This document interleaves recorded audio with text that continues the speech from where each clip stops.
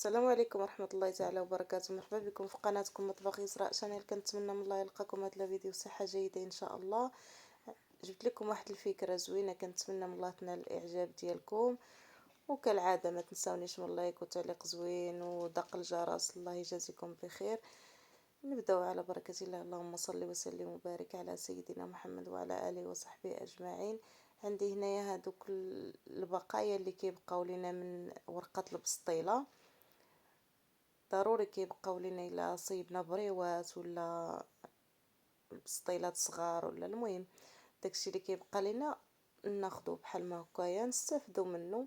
عندي هنايا قطعتهم طريفات بحال ما هكايا شرائح، وعندي نص لتر ديال الحليب كنضيف عليه 3 المعالق ديال السنيده كما كتشوفوا، على حسب الحلاوه على حسب كل واحد، وكنضيف عليه واحد ربع كاس ديال ما زهر. هانتوما كما كتشوفوا عندي النشا مايزينا كنضيف 3 المعالق حتى هي باش نوجد هاد الكريمه باش غنعمر هذيك الورقات البسطيله كما كتشوفوا.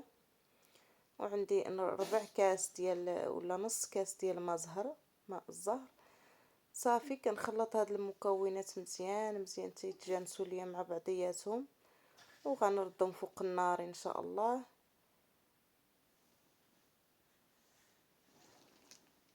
كما كتشوفوا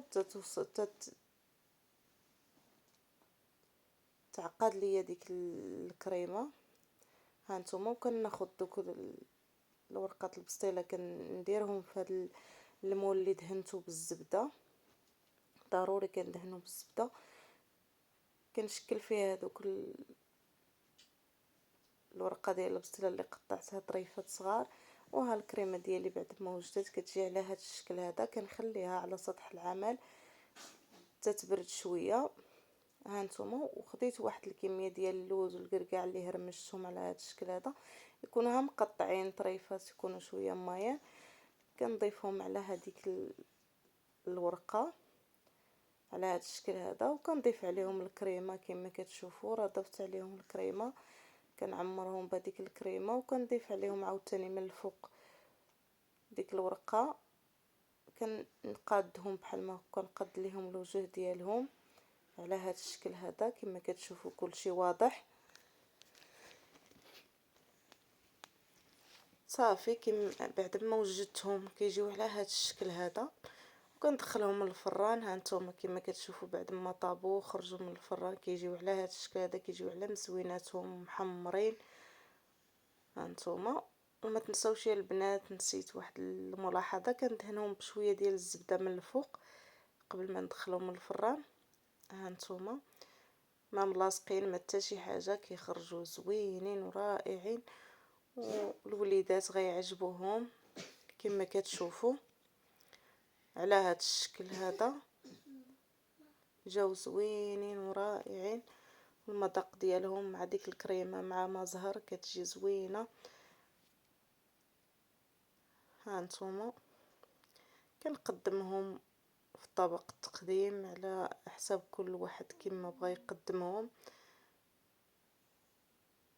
كنتمنى من الله هذا الفيديو ينال الاعجاب ديالكم وتجربوهم علاش لا. وكنشكر الناس كاملين، كل واحد اللي دخل عندي لقناتي كنشكرهم بزاف بزاف. وكنشكر الناس الجداد والناس القدام، مرحبا والف مرحبا. كنتمنى المحتوى ديالي ينال الاعجاب ديالكم ونفيدكم ولو بشي حاجه بسيطه. هانتوما قدمتهم في طبق التقديم على هذا الشكل هذا كما كيبان لكم.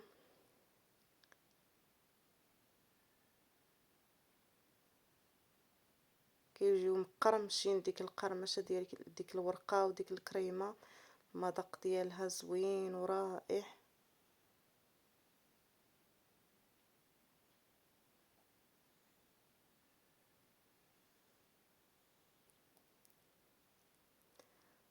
صافي نحل معكم وحده. نتوما كما كتشوفوا داك اللوز من الداخل وديك القرمشه ديال الورقه وديك الكريمه متجانسين مع بعضياتهم، كيعطي واحد اللوغو زوين رائع. هانتوما كما كتشوفوا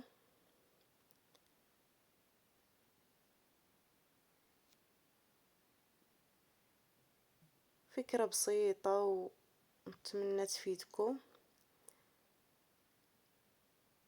نتمنى اللي شاف قناتي لاول مره ما يبخلش عليا باللايك ودق الجرس باش يوصلوا كل جديد